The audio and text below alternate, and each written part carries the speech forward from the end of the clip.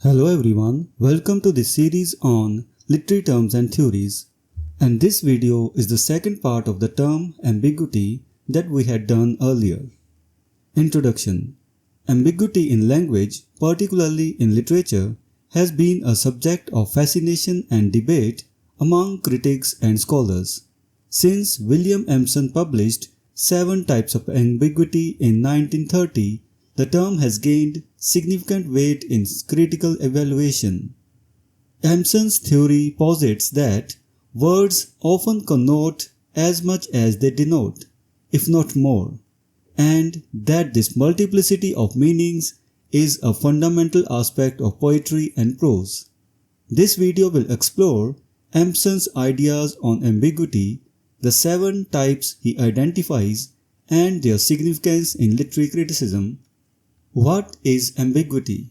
Ambiguity arises when a word or phrase has 2 or more possible meanings. In literary terms, ambiguity can create rich, multi-layered interpretations, adding depth to a text.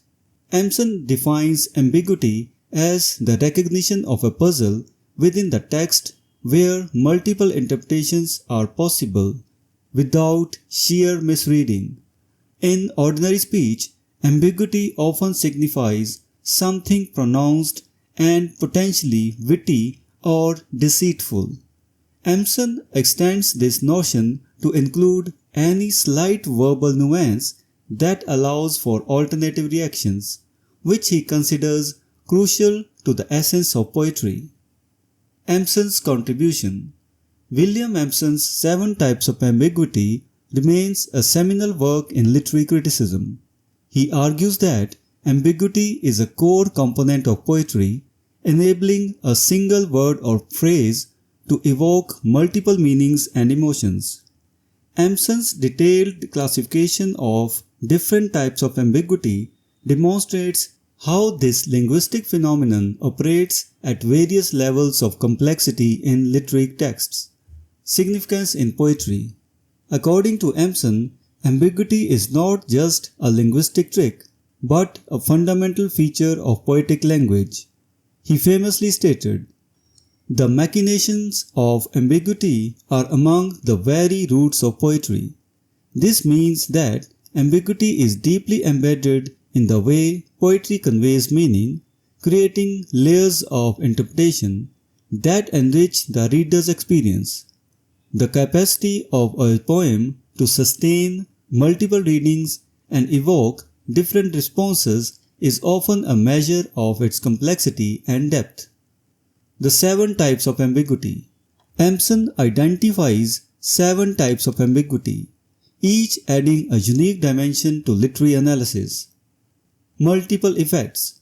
When a detail is effective in several ways simultaneously, for example, in Shakespeare's Hamlet, the line "to be or not to be" can be seen as reflecting both Hamlet's existential contemplation and his indecision about taking action. Resolved meanings. When 2 or more alternative meanings are resolved into one. For example, in Robert Frost's The Road Not Taken, the diverging paths symbolize both literal choices in a forest and metaphorical life decisions, merging these meanings into a cohesive reflection on choice and consequence. Unconnected meanings. When 2 apparently unconnected meanings are given simultaneously. In John Donne's poem The Flea represents both a literal insect and a metaphor for the intimate connection between lovers, uniting disparate ideas in a single image. Complex state of mind. When alternative meanings combine to clarify a complicated state of mind in the author. T.S. Eliot's The Love Song of J. Alfred Prufrock uses ambiguous language to capture Prufrock's fragmented, insecure thoughts, illustrating his inner turmoil. Creative discovery. When a writer discovers his idea while actually writing. This type is evident in Emily Dickinson's poems, where the spontaneity of her writing process often leads to unexpected shifts in meaning and tone. Apparent contradiction. When something appears to contain a contradiction, and the reader has to find interpretations. In George Orwell's 1984, the slogans "War is peace" and "Freedom is slavery" force readers to grapple with the paradoxes of totalitarian logic. Complete contradiction. When a complete contradiction shows that the author was unclear about what they were saying. This type can be seen in Gerard Manley Hopkins' poem The Bugler's First Communion, which exhibits all 7 types of ambiguity, illustrating the complexity and multifaceted nature of his poetic vision. Conclusion. Ambiguity is a powerful tool in literary criticism, enabling deeper analysis and appreciation of texts. William Empson's theory highlights the richness and complexity of language in literature, demonstrating how ambiguity can enhance the interpretive possibilities of a text.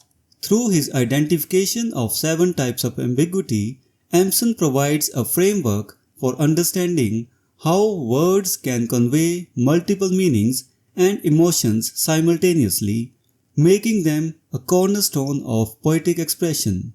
This exploration of ambiguity underscores its significance in enriching literary works and engaging readers in the intricate dance of interpretation. So this was the second part of the term ambiguity. We will meet in the next video and discuss some other topic. Until then, goodbye and thank you.